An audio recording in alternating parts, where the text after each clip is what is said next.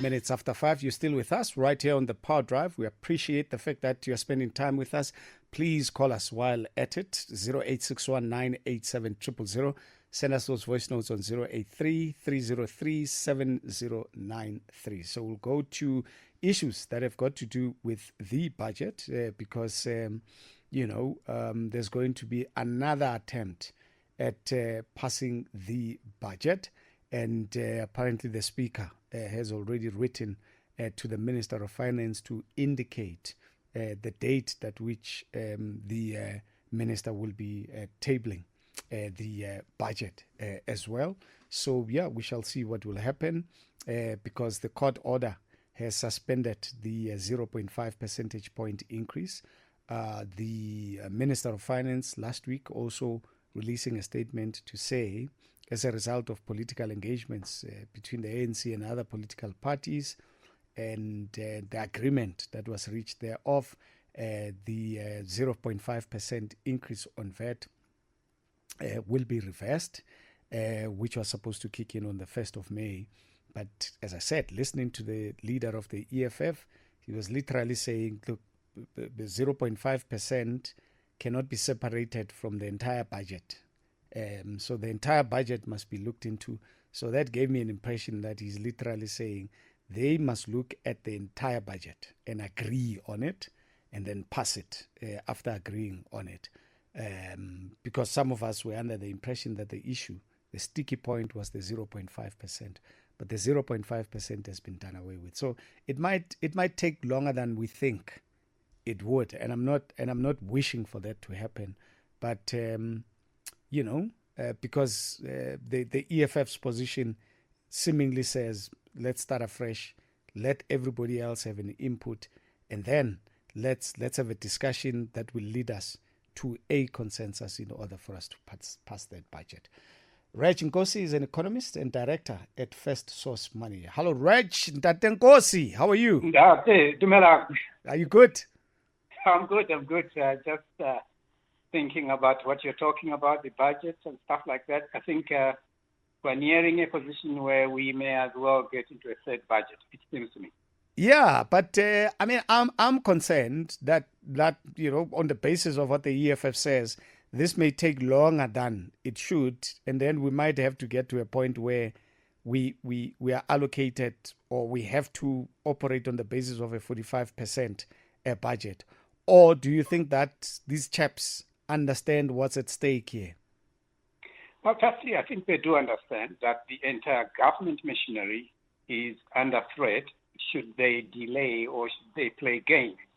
Therefore, it seems to me that they're going to have to hurry up and pass this thing as quickly as is practicable. But anyway, in terms of government operations,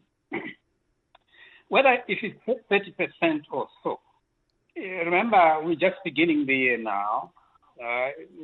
Another 3 or so months, we still have money to operate the government.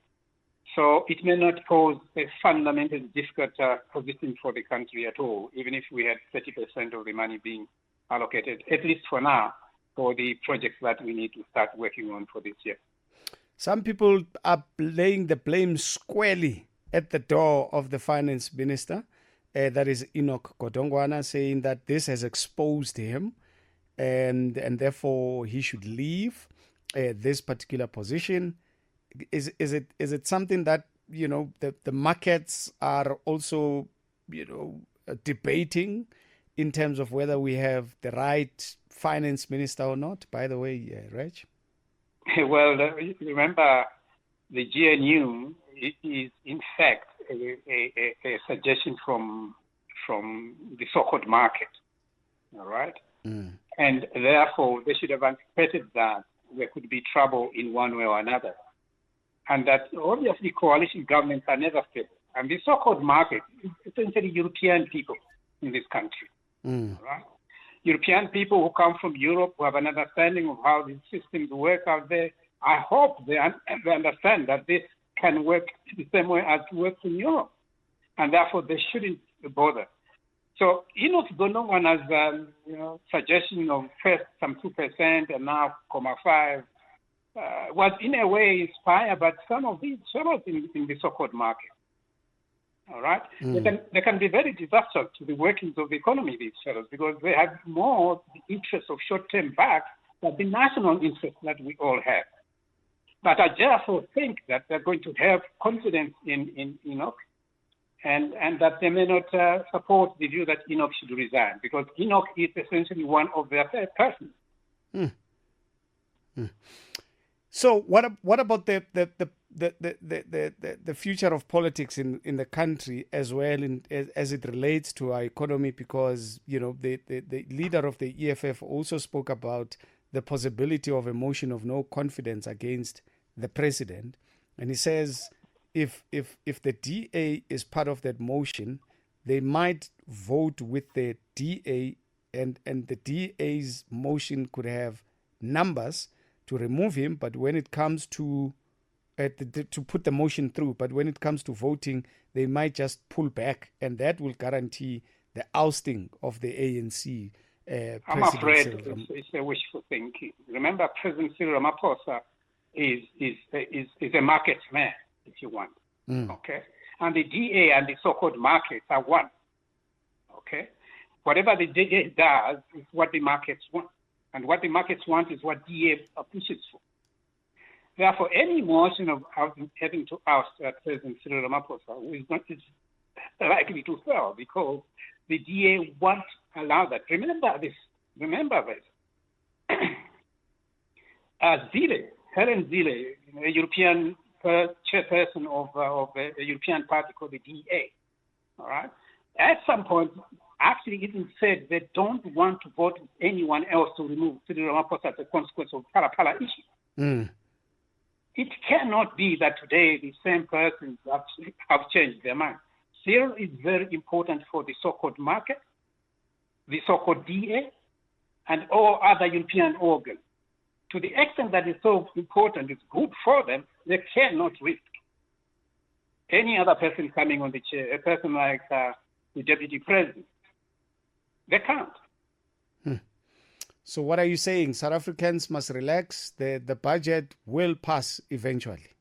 It will eventually pass, because they know very well that some of these African parties, they may at some point in time work together with a view to removing Syria, all right? And that they are sure shouldn't happen. So therefore, the budget is likely to pass as a consequence of that, because if it fails, they know very well that both Cyril and the finance minister, run the risk.